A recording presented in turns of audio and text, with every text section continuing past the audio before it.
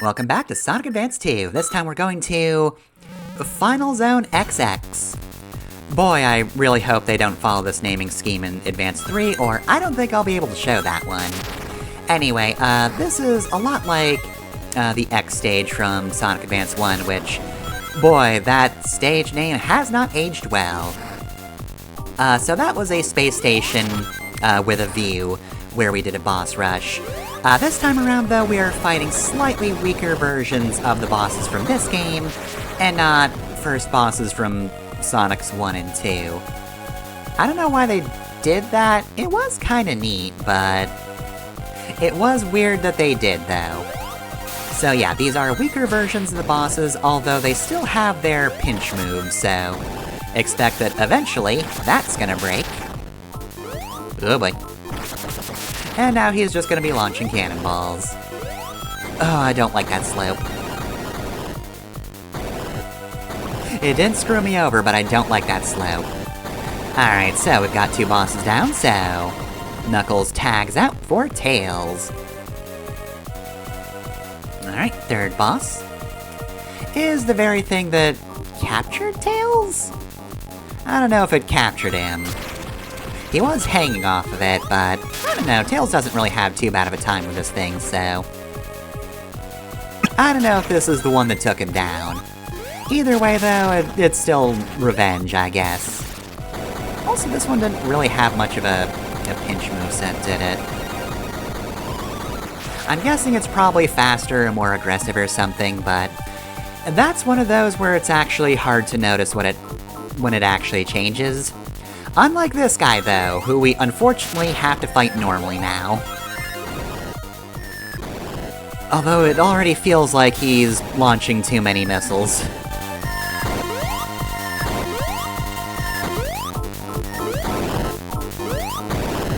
Oh boy. Yeah, I think some of these might actually start in pinch, actually. The second boss doesn't just because you need to break it for it to actually fire faster, but yeah, that just started automatically with the frequent bombs. Anyway, here's Cream, so let's just make this guy into a joke.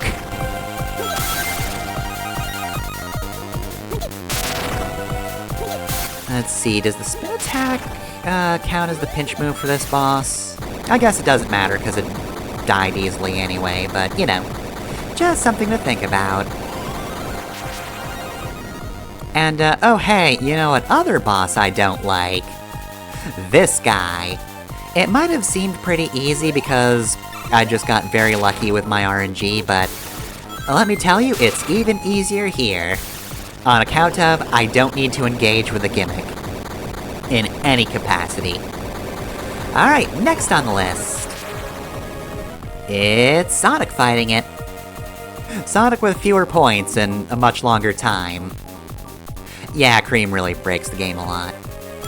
So yeah, let's just fight you again. There is, of course, a ceiling.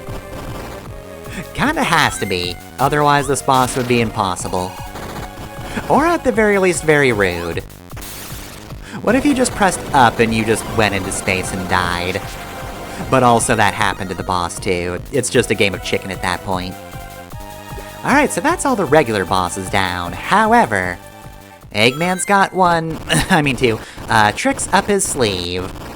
Say hello to the only boss where you're not actively moving while fighting it. So right, we're gonna want to take out his arms first, because they're going to be a nuisance. You get stunned briefly if the platform below you activates. And just so you know, there are spikes above you, so these are not free rides that are safe. They are also trying to kill you.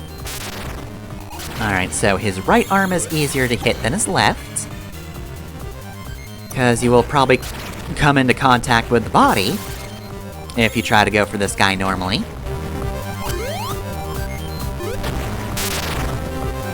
We'll also say the hitboxes are very generous. Okay, there, now I can see the spikes. So yeah, you can just aim for the head if you want to, but frankly, I always get rid of the arms first. They're too annoying not to. The laser beam attack is certainly a nuisance as well, but honestly, it's a lot more predictable. As long as it's the only thing in your way, it's easy enough to just dodge out of the way of it. Ah, there's pinch mode. Which I'm guessing means you're gonna be firing a lot more frequently. Yeah, that was pretty quick this time. So yeah, at this point, it's a little difficult to get a hit in on him because he is firing so frequently, but it's no big deal. Alright, and that's it. It's Sonic Advance 2 over and done with. Sonic got through final.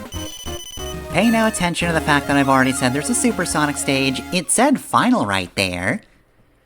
And you know, we're at the part where every character gets their own little animation as they fall. And also, Egg Utopia is crashing into the Earth. And it blew Emerald Hill Zone to smithereens. One character actually does have a difference, though. And that's Cream.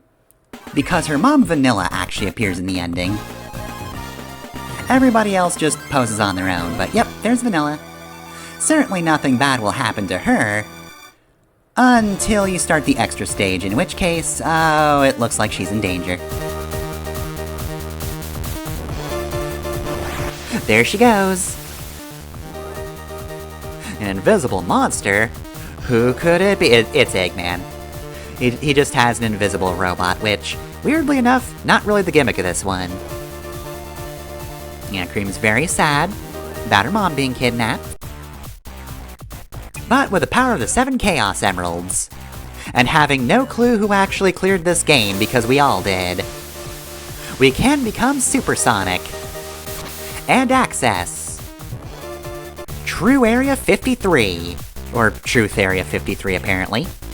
Yeah, so the invisibility thing is just the entrance gimmick, but here's this unnamed mech, but I'm gonna call it the Egg Shrimp because, well, in a moment we'll see it. So remember Doomsday Zone from Sonic 3? It's kinda like that one in that you need to use his own missiles against him. Except this time around you're not leading the missiles to Eggman.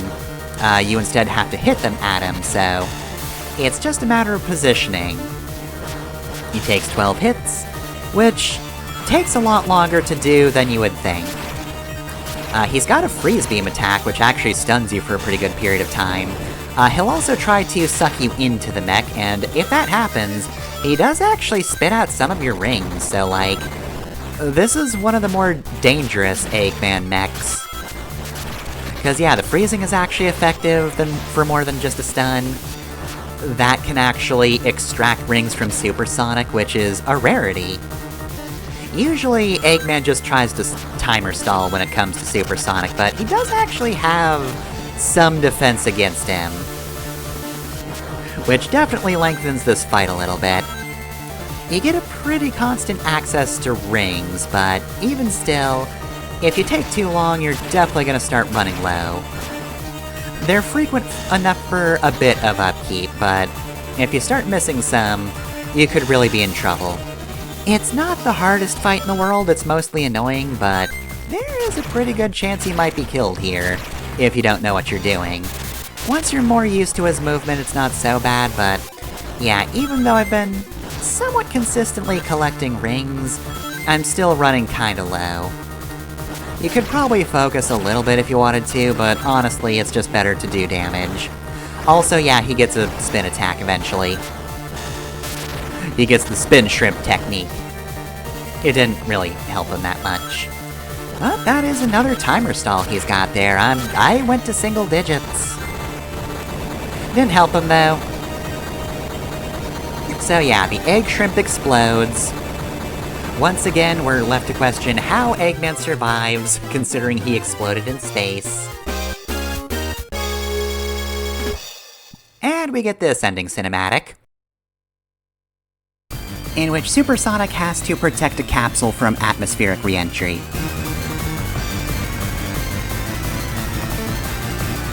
Yeah, you don't even need to press the button this time. This thing just gets so overheated that it just kind of breaks on its own. Thankfully, the inside was still pretty cool. Vanilla was somehow not baked alive. I will say, this is a very cool ending. Like everything else in this game, it does look very good.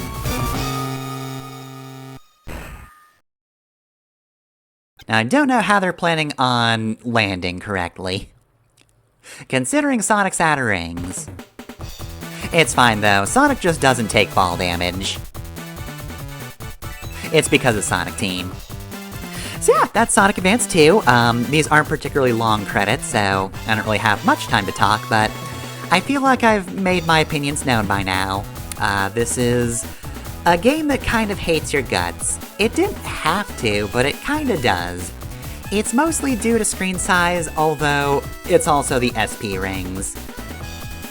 Genuinely, I would have been a lot more annoyed throughout this entire LP if I didn't have the SP ring hack, because I don't feel like Sonic stages are ones that lend themselves well to you have to go to certain spots in them, or, like, more specifically, take certain paths. I didn't mind Sonic Advance 1 where you just, like, had to wind up in a certain place, but yeah, having to take a certain path just feels out of the spirit of a Sonic stage where you're really supposed to just go with the flow and kind of just react to things and hopefully get the higher path without the death pits, but yeah, thanks to the hack, this was a much more bearable experience, and while the screen size was still a problem, as I've said, when this game works, it works. And I gotta say, sprite work and the music are, and the animation as well, can't forget the animations of the sprite work, because that's also solid. You can have good sprites that don't do much, but they do a lot in this game. They're so expressive. But yeah, all of that is extremely impressive. This is a really good-looking game. And you know, I'm pretty sure the sprite work inspired so many children to try to make sprite comics with Sonic. It's kind of like one of the most iconic Sonic designs, or game looks in general, I guess. So anyway, here are all the rewards you get for beating the games with Chaos Emeralds. We get the Tiny Chow Garden, the Sound Test, and of course the Truth Area 53 was one of them as well. You can fight the bosses in Time Attack. I don't want to, but okay. And lastly, you can play as Amy Rose. She was the secret character all along. Alright, tune in next time where we see how she works, amongst other things.